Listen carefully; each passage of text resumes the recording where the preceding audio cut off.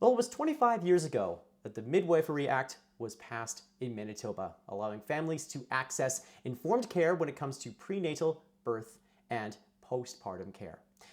Now, a new exhibit at the 210 Gallery in the Exchange District is celebrating that landmark piece of legislation with a multidisciplinary reflection on the movements that helped to achieve this milestone and the people who organized them.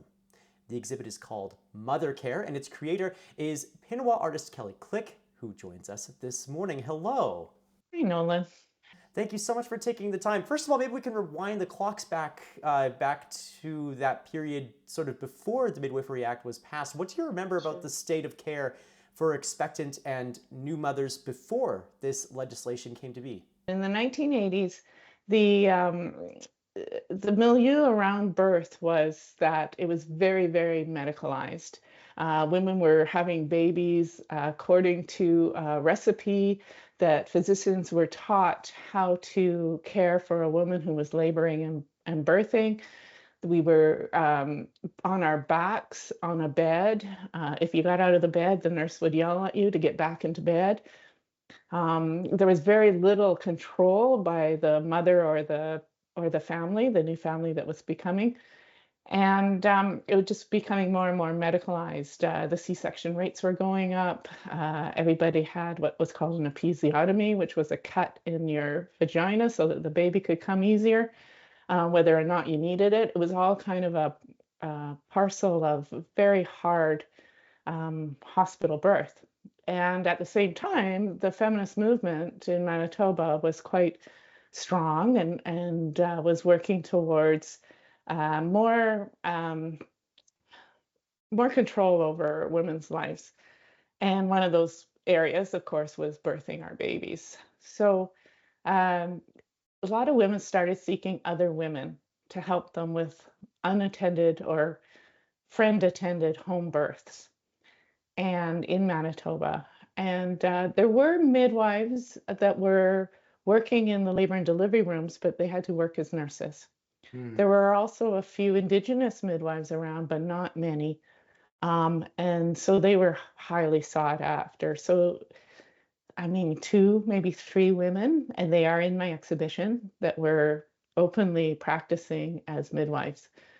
Um, they had been taught by physicians and they had been taught by their own mothers and that. So they had gone through apprenticeship programs, but not official ones.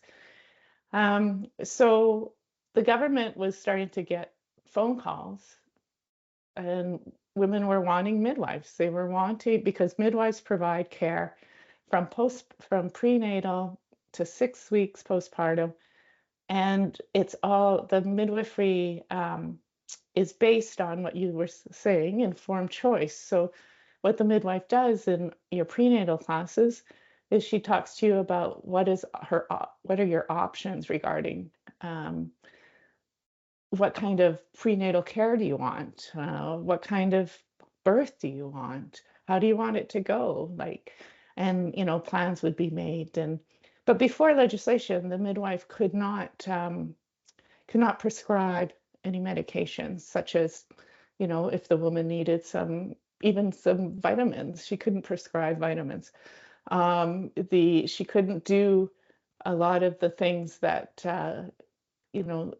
it was illegal, but did look like we were going to start maybe being taken to court for practicing medicine. Hmm. And so it was not a good um, those women who were able to get a midwife that was practicing had great births, and that really got out there in the underground. And so other women wanted great births. They wanted control over how things were going to go.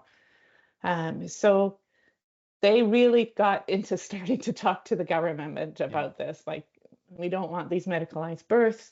We want to control over births, and we want to have our babies at home. If things are safe and the pregnancy's gone well, at that time they still had grandmothers who had babies at home, and Hmm. everything went well. So it was still a kind of in our history. There's so much So to break, yeah. yeah, there's so much to break down within all of that, Kelly, but maybe you can also speak to what you remember about that time, and as you've been sort of reflecting on that time, as you've been putting together Mother Care, what are Who maybe some of the characters in Mother Care that stand out to you in the work in the exhibit, but also in your memory from that time as midwifery was becoming more recognized. Right. So I was actually at the time in the 80s, I was living in Ontario. Well, actually, started in Winnipeg and I became pregnant and I wanted a midwifery birth. I was, yeah, I wanted a midwifery birth because I had found out about them and there was none to be had. Hmm. So, but at the same time, we moved early in my pregnancy to Ontario and I looked in the yellow pages and there was a whole bunch of midwives. So I was able to get a midwifery birth. Now we're talking early 90s. And midwifery in Ontario was just it was being legislated and the education program was being put in. And Hmm. the government there recognized that to have safe births and births that are satisfying and empowering, the government needed to have this option for women. So I was lucky. My first child was born at home, um, kind of illegal. We had to pay a nurse to be our midwife. Hmm. The second child was born, and we had it. Legislation came during that pregnancy, and my third child was totally covered, totally legal. Hmm. So it was kind of in that area. And then I also became a midwife because of my own midwives. It changed my life so much that I wanted this for other women. Hmm. I became a midwife, did my education in Ontario, and then I came back to Manitoba. 2000 was the year that the legislation was passed in Manitoba, and 2003 is when I started practicing here. Wow. So about the characters that are in my show, there are two women there who were practicing midwives before legislation. One is Darlene Birch. She was, if anybody knows about midwifery in Manitoba, they know Darlene.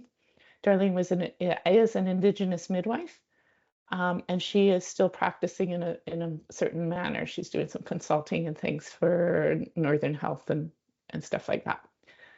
She's an amazing woman. So what she did was she was when she found out that there was legislation and there was a interim transitional council and all these kinds of things that have to happen, she got very involved. So she has been involved in midwifery care as a midwife and as a leader. And she's an advocate, of course, for Indigenous care.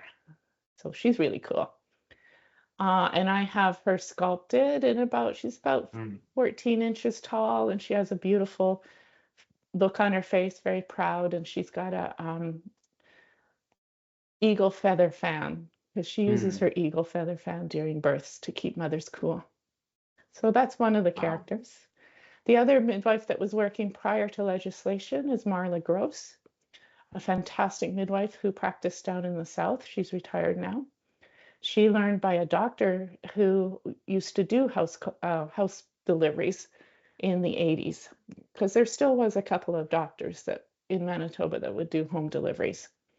Most of them were taught by midwives in England, and they came over here Yeah. and felt it was a reasonable thing.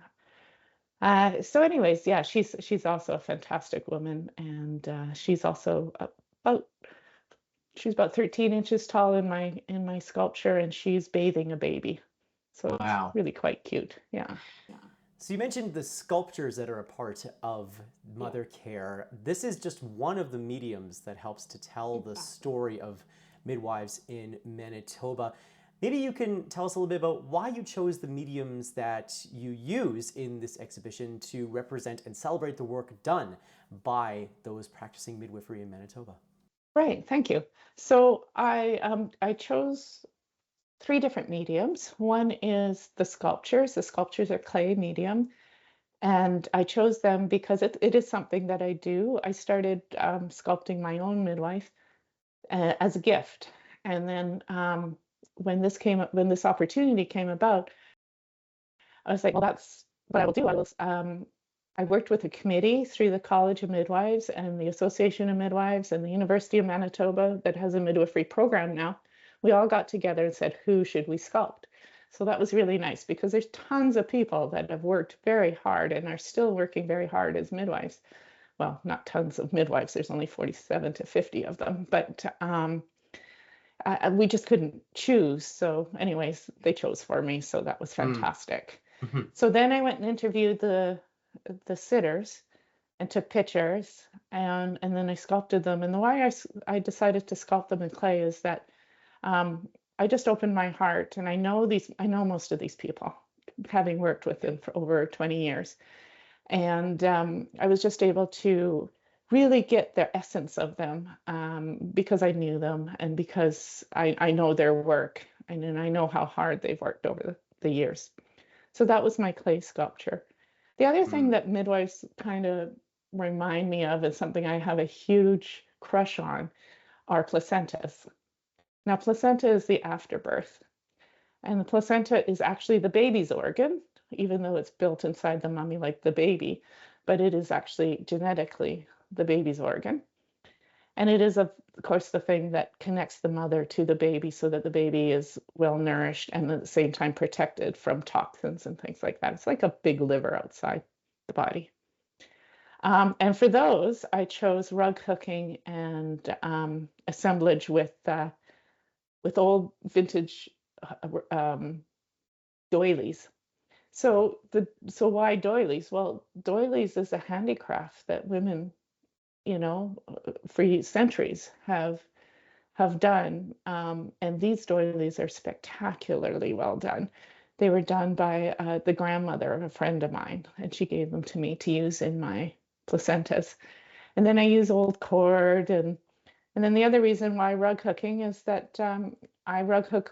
I used to rug hook with a group of ladies in Beausejour, Mm. and I love doing it because what happens is that I'll do it also when I'm traveling or when I'm just sitting and doing anything. And I'll be making these placentas, and people will ask me about them because they're kind of weird. So then I'll tell them the story, and then we get started talking about, women's rights and birth rights and feminism um, and choice. And so yeah, it's really fun to do the placentas. I would imagine So I that have that's quite several of the. those. I was gonna say, I imagine that's quite the conversation starter when you're out out in public. It totally is a Uh, conversation starter. Amazing. You mentioned that the midwifery community is quite small, and to build on this sort of rug hooking metaphor that you've been using, rather tightly knit. Um, Right. what sorts of reactions are you hearing from the midwifery community as they have interacted with mother care? Well, it was great. They're like you said, we're tightly knit and we're tightly wound as well. But so in 2000, the plan was when we got legislation passed, the plan was to have at least, I don't know, 250 midwives about 10 years ago. So it's been a real struggle. We haven't reached that. We have built a birth center, which is fantastic on the corner of St. Mary's and St. Anne's. And it has lots of babies born in it every year. A lot of people don't think that there's much is going on in there, but there's at least 200 babies or more born there every year. Plus, there's all kinds of prenatal and postnatal care and other care run by Women's Health Clinic through there. Um, but the everybody has been very, very positive. When you sculpt somebody, like doing an actual sculpture of somebody, you usually worry about, oh, I hope they like it, but they all turned out great, and everybody was very happy to have them. We did have a gala because June was the month that the legislation was passed. So we had a big gala at the U of M. It was really well attended, and my sculptures were there, and everybody really, really liked them. So I'm very happy. And on Friday, we do the first Fridays in the exchange, and there's an art crawl. And Manitoba Art Network, which is 210 Gallery, asked me to do something other than just an artist talk on this. So we did I had those little pins that you have a pin at the back, and it's round, and you can do it. Anyways, I have a machine. So I took that, and that really brought out a whole new audience, a different audience, and they just loved it. They loved exhibition, but they also loved tearing up old midwifery textbooks and making buttons out of them. And again, when you do that kind of thing, you have those discussions. You have those discussions about your mother's care. Often everybody tells me their birth stories and how their care was either bad or good. If somebody's had a midwife, they say, "Oh, luckily we had a midwife." We've had people come in to see their midwife in sculpture. So it's been a very happening place, actually. So that makes me happy. Yeah. There's a lot to take in with mother care, not only a celebration, but also perhaps a re-inspiration or a further sort of call to action. As we look ahead to the next 25 years of midwifery in Manitoba, what do you hope this exhibit conveys about the state of equitable healthcare in 2025? Right. So this is a little bit of artivism. And I do my cards that show my work that people can pick up also have a QR code on the back that'll take them to the association, which will tell them about everything in the history and where we are. Um, many people and families and women who want midwifery care are not able to get midwifery care still, just because there's so few midwives, and midwives need to only take about 40 so that cases a year so that they can actually provide the care that they say they will. Everybody's working really hard in the healthcare system right now. And we all know that, there's shortages in the healthcare system, but I am very positive with this government that's in right now. They have just said that they were going to put midwives in the Interlake. And one of the sculptures that I've done on Becky, she is now leading that. So that's the first time since legislation that there's actually midwifery in the Interlake. So we're starting to catch up. We have a university degree now here. It took many years to get that going. We have the birth center, so that's going like crazy. What we need now are more positions for the midwives who are graduating or coming from other countries.